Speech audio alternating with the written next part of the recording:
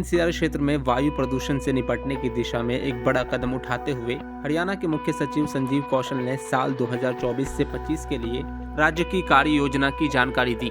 यह योजना राज्य के बस बेड़े को इलेक्ट्रिक, सीएनजी और BS6 डीजल बस सहित स्वच्छ विकल्पों में बदलने पर केंद्रित है।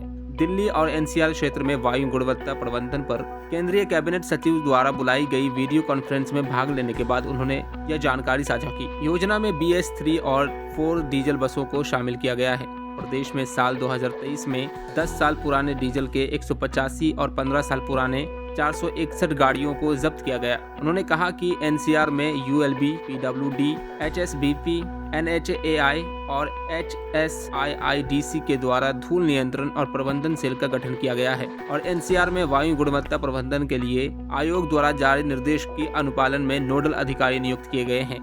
HSPCB ने एनसीआर में 500 वर्ग मीटर या उससे अधिक के भूखंड क्षेत्र पर निर्माण परियोजनाओं द्वारा पंजीकरण के लिए धूल प्रदूषण नियंत्रण के लिए वेब पोर्टल बनाया है और यह चालू है।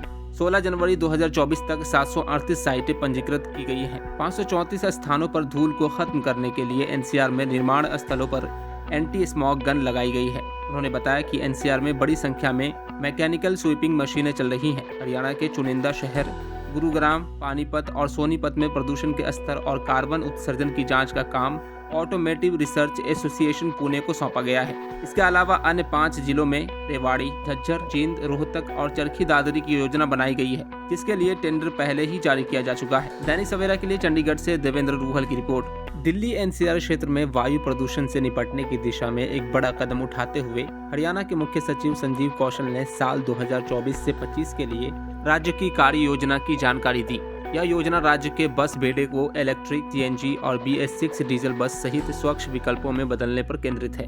दिल्ली और एनसीआर क्षेत्र में वायु गुणवत्ता प्रबंधन पर केंद्रीय कैबिनेट सचिव द्वारा बुलाई गई वीडियो कॉन्फ्रेंस में भाग लेने के बाद उन्होंने यह जानकारी साझा की। योजना में BS3 और 4 डीजल बसों को शामिल किया गया है।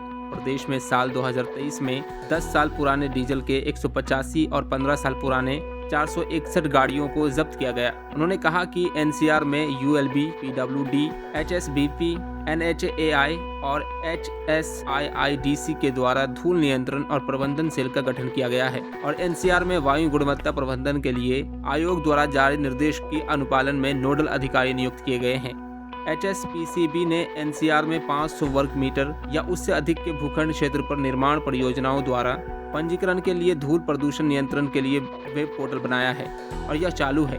16 जनवरी 2024 तक 738 साइटें पंजीकृत की गई हैं। 534 स्थानों पर धूल को खत्म करने के लिए एनसीआर में निर्माण स्थलों पर एंटी स्मॉग गन लगाई गई है। उन्होंने बताया कि एनसीआर में बड़ी संख्या में मैकेनिकल स्वीपिंग मशीनें चल रही हैं। हरियाणा के चुनिंदा शहर गुरुग्राम, पानीपत और सोनीपत में प्रदूषण के स्तर और कार्बन उत्सर्जन की जांच का काम ऑटोमेटिव रिसर्च एसोसिएशन पुणे को सौंपा गया है। इसके अलावा अन्य 5 जिलों में रेवाड़ी, झज्जर, जींद, रोहतक और चरखी दादरी की योजना बनाई गई है, जिसके लिए टेंडर पहले ही जारी किया जा चुका है। दैनिक सवेरा के लिए चंडीगढ़ से देवेंद्र रूहल की रिपोर्ट।